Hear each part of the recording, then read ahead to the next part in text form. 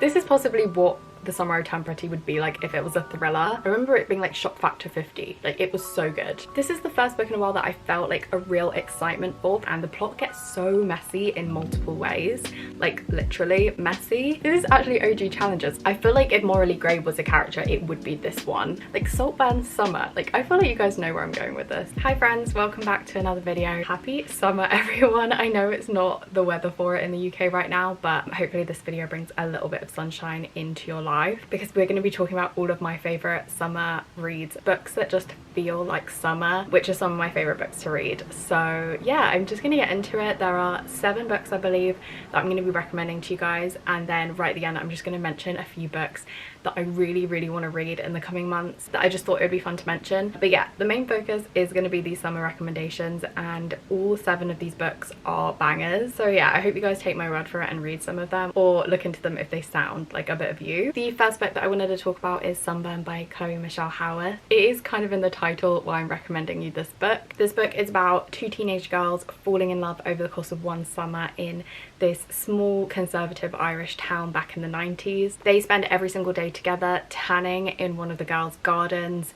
and also exchanging love letters over the course of this book. This really captured the nostalgia and angst of a teenage summer for me. I think the author really captured how uncomfortable teenagehood is, and girlhood in particular, as well as the claustrophobia of a small conservative town setting, especially in the heat where tension kind of tends to rise a little bit more. The tension build up in this book was unparalleled, as well as the romance. I think it's one of my new favorite romances, and I really think you guys should read it if you like the sound of what I just said. So the book that I'm reading right now, Mongrel by Hanako Footman, has a lot of similarities to Sunburn in that we watch these 2 teenage girls kind of fall for each other in secret over the course of one summer holiday. But that is literally just the beginning of the book. So the entire book actually follows 3 different women across Japan and England, spanning over the course of many years, exploring each character's own loneliness and isolation, and also the way that they are treated by people, especially men. The author brings us back to the summer many times throughout the book,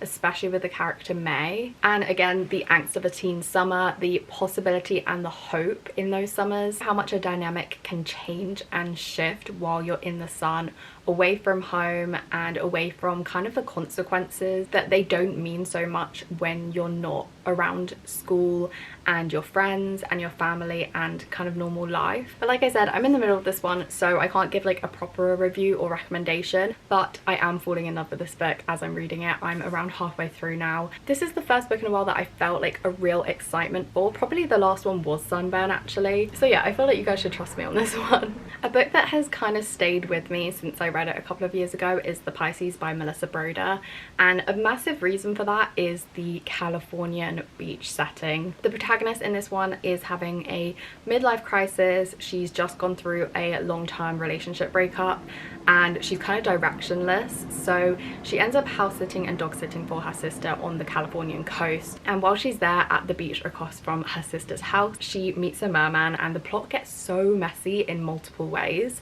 like literally messy. You'll know what I mean if you've read this book already. I think this also introduced me to the theme of water in fiction, specifically the ocean, and how it can be used as a kind of barrier or a metaphor for something even more sinister than that. So at the moment I'm reading Our Wives Under the Sea, and Julia Armfield uses the ocean as a way of creating a divide and like separateness within this married couple, which is so clever. And later in this video I am actually going to talk about another book that uses this exact same theme and like feels very similar. So yeah, water and weird fiction just like go hand in hand for me, and obviously it being set in the summer is an added bonus. It makes me so happy to be holding this book, and this is a YA, and I don't often talk about YA, so this is really exciting. So bringing back another angsty teen summer, a book set over the course of one summer holiday that changes everything. In The Great Garden by Meg Rossoff, we follow a protagonist that we don't know much about. We don't know their identity, we don't know their name, we just know that they're going on holiday with their parents to this beach house in the UK, and they meet up with some family friends and get introduced to these 2 brothers called the Goddens. This is actually OG Challenges. I'm remembering that it has tennis in it, and it's about a kind of low-key love triangle, but it's a bit darker than that. Like, I wouldn't even call it a love triangle, just a triangle. This is possibly what the Summer I Turned Pretty would be like if it was a thriller. There's a family drama and it's really sinister. That kind of tone paired with this kind of what was supposed to be like a wholesome coming of age summer setup is such an elite combo. Like I love, and I feel like this is a unpopular opinion, but I love darker themes being explored in a summer setting as opposed to an autumn setting. It just gives something a little bit more. I think it is that tension that I mentioned earlier in the video that only the heat can bring. I'm just thinking about it, and that summer section in The Secret History is like one of my favorite parts of the book, if not like my favorite part with the best writing. And also just the whole of like Saltburn summer. Like I feel like you guys know where I'm going with this. I feel like summer thrillers are kind of unmatched actually. Speaking of summer thrillers, the next recommendation I have for you guys is The Last Time I Lied by Riley Sager. I read a library copy of this like 3 years ago, so I can't remember much about it. I don't even have it with me physically to show you guys, but I do remember this one character that reminded me a lot of Alison dilaurentis from Pretty Little Liars.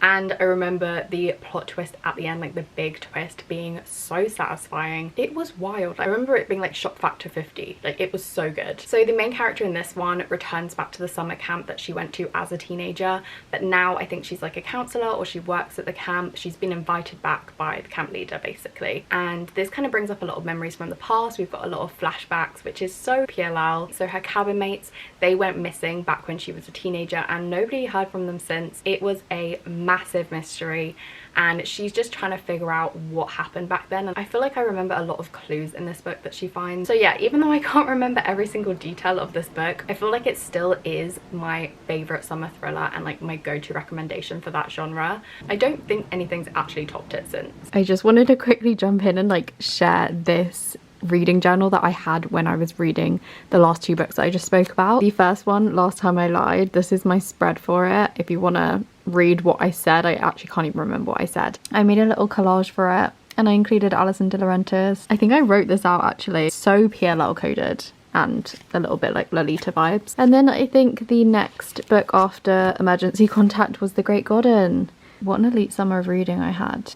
No, this is actually such a cool collage. Like, why didn't I carry on doing this? I'm obsessed. Anyway, back to the video. However, for a literary summer thriller, I feel like I have to recommend The Lost Daughter by Elena Ferranti, which I was so obsessed with at the time that I made Jamshed read it as soon as I'd finished, and then as soon as he'd finished, we gave it to my mum to read, just so that I could talk to people about it. I feel like it would be an amazing book club pick actually. So it's a really short book that follows a protagonist who is a retired divorcee, and she is summering in, I think, southern Italy. This big obnoxious family also happens to be holidaying on the same beach as her, and she gets really bothered by them. They really get under her skin and she becomes kind of fixated with this young mother and her daughter. This book has really heavy themes of motherhood and like mother-daughter relationships. I can't really relate to themes of motherhood of course, but this book made me so much more interested in that topic and like reading it in the future. The main character ends up making some really questionable decisions and choices. I feel like if Morally Grey was a character, it would be this one. I think what really got me into this novel and like made me not want to put it down was the tension build up and the atmosphere, and it was just so magnetic. A truly magnetic read. If you like short like kind of novella style books with themes of motherhood and amazing writing, I feel like this is the one that you should pick up this summer. Okay, so let's end my summer recommendations on my favorite summer romance. Every Summer After by Carly Fortune. I've definitely seen this one compared to The Summer I Turned Pretty a lot. It's about a teenage girl who spends her summers at this lake house, and she is right next door to this family with 2 teenage boys. So yeah, the comparison kind of makes sense. A really beautiful love story actually develops between her and one of the brothers throughout the following summers. But then when you're reading from the other timeline, which is years later when all the characters have grown up, you kind of realize that something's happened between these two that have made them just like break apart and stop talking completely, and you don't find out the cause of this until pretty much the end of the book. I think this is a really satisfying and emotional romance. I feel like I was just like emotionally involved in the characters,